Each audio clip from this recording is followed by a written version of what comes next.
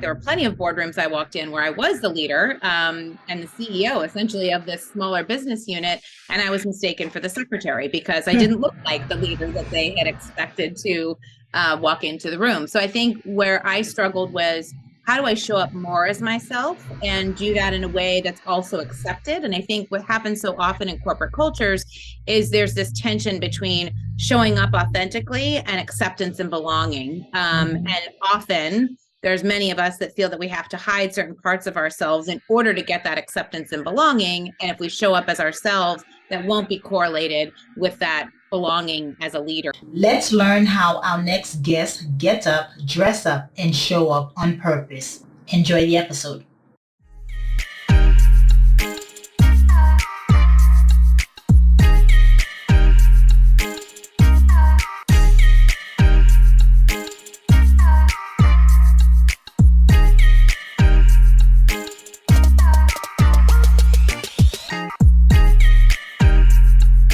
Hello, morning enthusiasts. Welcome to the Best Morning Routine Ever podcast. I am your host, Lunita Lewis. Lunita Deco. I'm married now.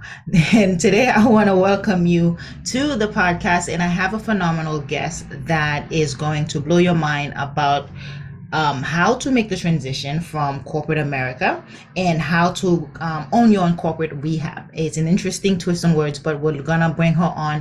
Her name is Jenny Blumenthal, and she is going to enlighten us, right? She has over 20 years of experience as an executive in corporate America, and doing so, counseling over Fortune 500 companies on growth strategy and transformation. And so during the pandemic, there was a shift, and it's been thriving ever since for her. So with no further ado, Jenny, welcome to the show.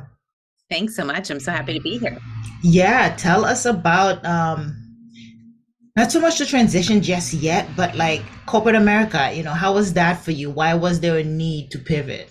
Sure. So my context is, as you mentioned in the intro, I've been counseling Fortune 500 companies for 20 years. And so I grew up on a small farm, found my way to school, business school, and figured corporate America was the place for me where I could earn my professional chops and rise through the ranks and climb that ladder, which I did successfully for a number of years.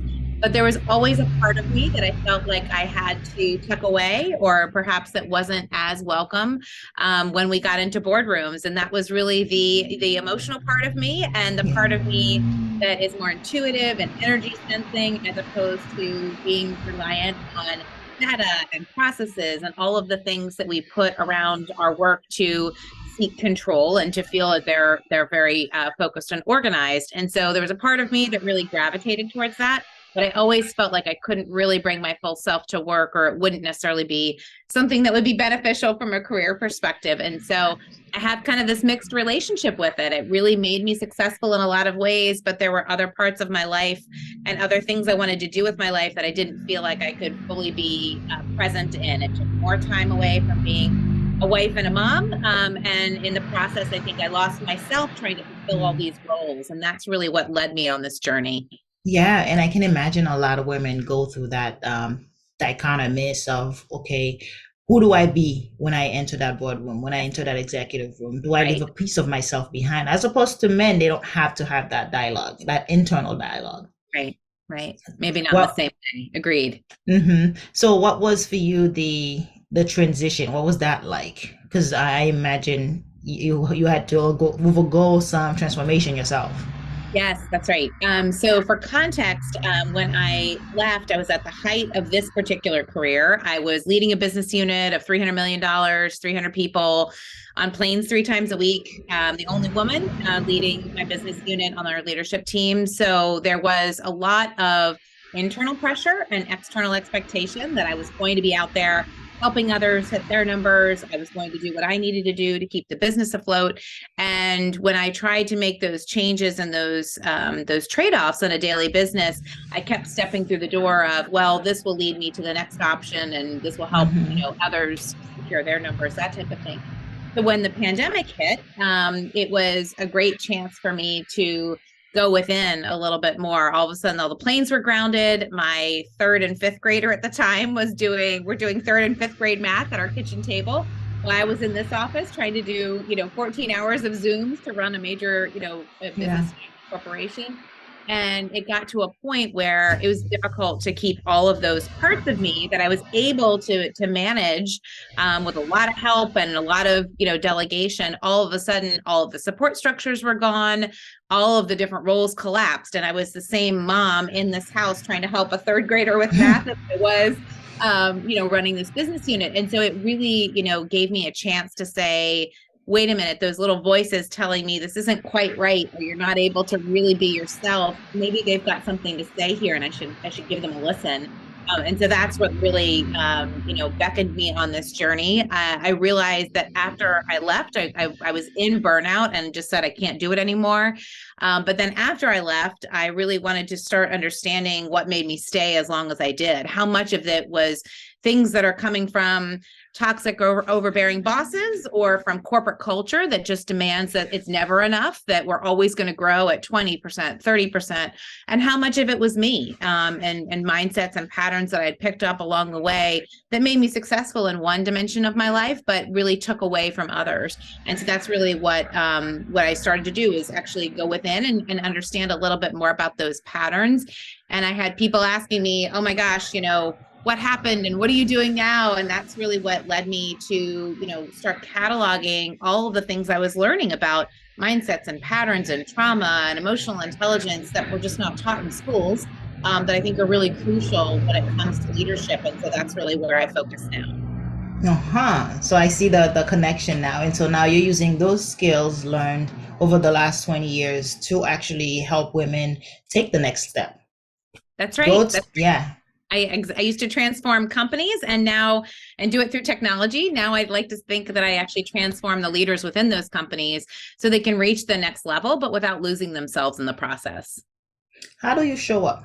How does a woman show up in the executive office, in the boardroom? Yeah, I think it's hard. It's hard sometimes to show up really truly as yourself, because so much of that isn't welcomed. And it doesn't mean, in my opinion, that people that aren't welcoming are cruel and exclusionary, although that absolutely happens. I think more often we expect in our society women to, and there's data behind this, women to, live into these certain personality traits that are very acceptable as a woman.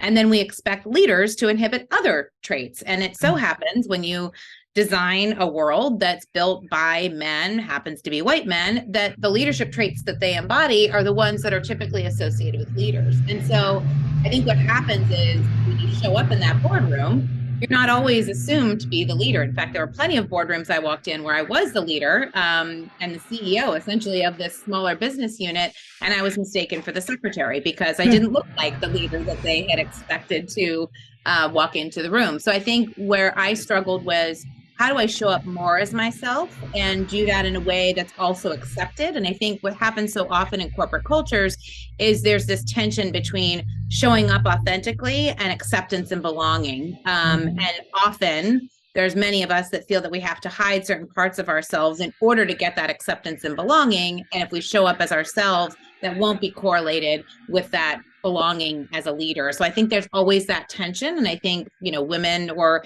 anyone who is not in a position of, more power is constantly looking at what are the parts of themselves that they need to hide, whether it's an executive or whether it's a 7-year-old child in a family where they're supposed to be one type of person in order to be accepted. It's the same dynamics. And we just see that played out in the corporate sphere.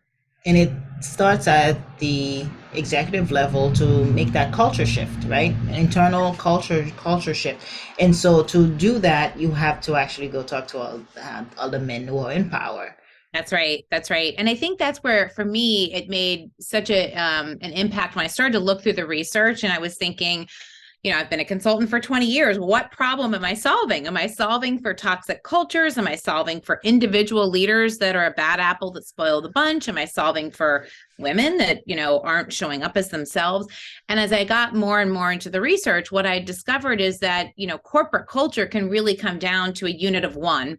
In fact, there's this great research that was done by Donald and Charlie Sull in the beginning of the Great Resignation, that what really drove the Great Resignation, if you take away structural things like not having daycare available and people feeling like they had to leave because of childcare issues, if people were able to leave or decided to, what was the main reason? They expected it to be things like money or status or what have you.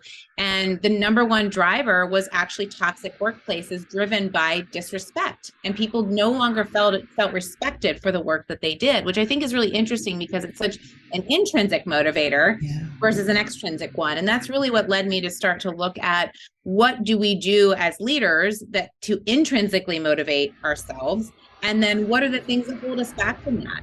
If we want to have self-leadership and actually think about how we show up at work, what are the things that get in the way? And that toxic culture is really can come down to a unit of one. What the research showed is that you can have the best Wall Street Journal headlines and the best, culture on paper, but if you have a mid-level manager who's acting in a certain way, that can actually create these toxic microcultures, which is what happens so often. So I think that's where I like to focus is on the individual leader who has that impact and that ripple across their team.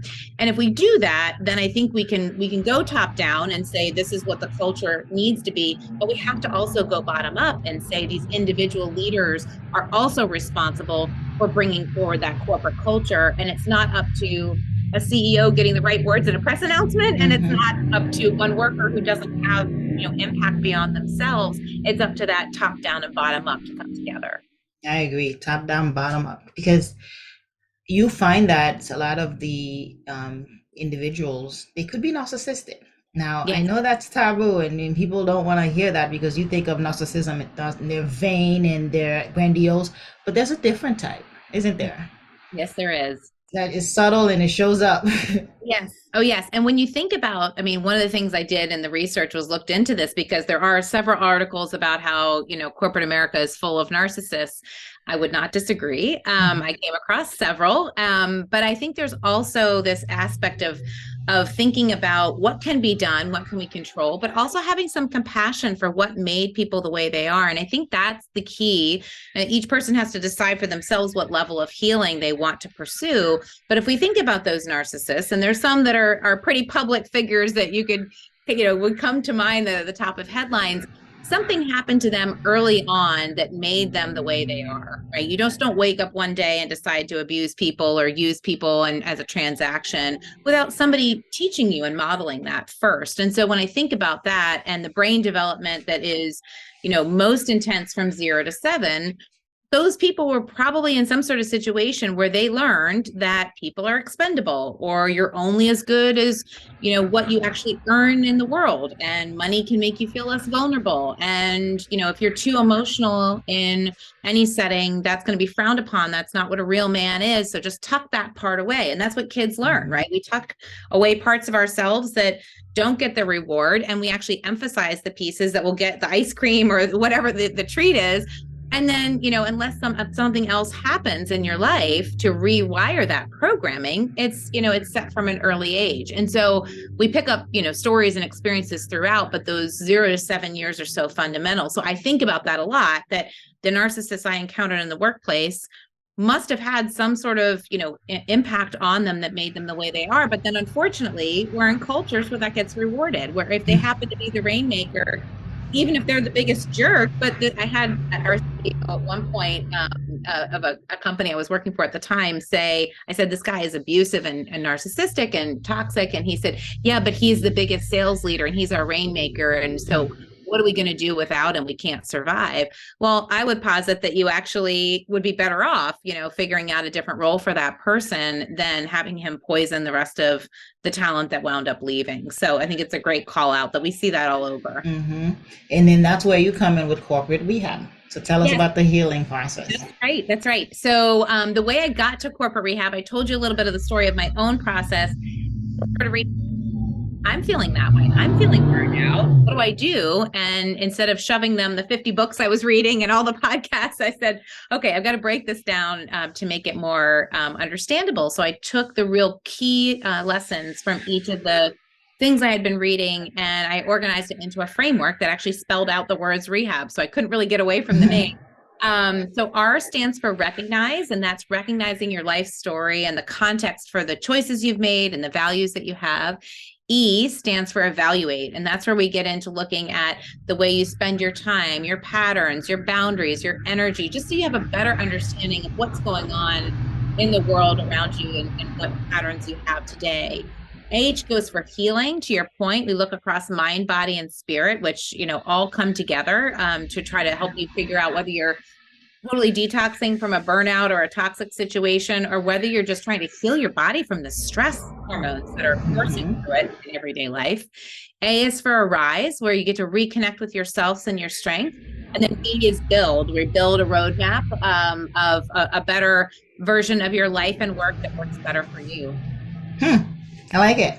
Rehab, build a better life. Now, how do you, to do the work that you do and work with the executives and the people that you work with, there are principles and habits you have to put in place to show up for them. So how do you get up, dress up, and show up? What's your morning routine like? Yeah, so that's an interesting one. So I'll tell you my old morning routine, because that might be more interesting. Contrast. So I woke up, so I've still got these kids that are now 11 and 14, 12 and 14, that back then were in elementary school. So it was get up early, either exercise or go straight to the shower and phone and do all the things that I needed to do before I had to slip into the taking care of kids. But it was this constant, I got to get all this stuff done, because as soon as I get to the office, my time won't be my own and everybody's going to need something from me. Now I try to think of it a little differently. And I write about this in the book I wrote on this topic called Corporate Rehab, Ditch the Hustle Culture and Thrive Again. We talk about shifting out of survival mode of that, oh gosh, I got to get up and get the emails done and I'm just surviving the day, to shifting into thriving. And when you're thriving, you're actually standing in your purpose. You're actually choosing things that are healthy for you. We all are going to have stress in our lives. There's always times we're going to have to hustle at certain points, but it's not about not staying there at this constant level of 100 miles an hour. And so today, when I wake up, if I have anxiety or if I feel, nervous about things I need to get done, or if I feel great, I have the same routine. So consistency is the first thing. Every morning I meditate for 5 minutes. I try for every morning. It doesn't happen all the time, but I try just to kind of clear my mind and shift a little bit. I do a series of prayers, and then I do gratitude, which is basically just pick 3 things. It takes literally 2 minutes, and you try to be as specific as possible on the gratitude. It's not just like, thank you for being here. It's, thanks that I'm having a good hair day, or thanks that the sun is, shining.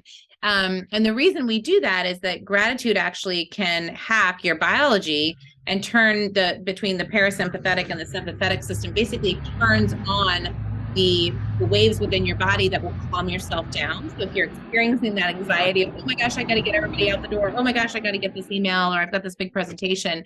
The gratitude can actually, turn that parasympathetic on and actually calm you down a little bit from a nervous system perspective. So those are the 3 things that I do. Yeah, and decrease the cortisol level, because if you're that anxious so early on, you're taking that to the rest of your day, and you're jittery and flighty the whole time. And so the morning routine does set the tone for the rest of the day. Now, how long is your morning routine? 15, 20 minutes? Nothing crazy? You can, yeah. I try to make it as quick as possible, because if it's longer, I won't necessarily do it. So I find the days that I do that, when I skip it and say, oh, I did early on, I was like, oh, well, if I don't have time, I'll just jump into my day.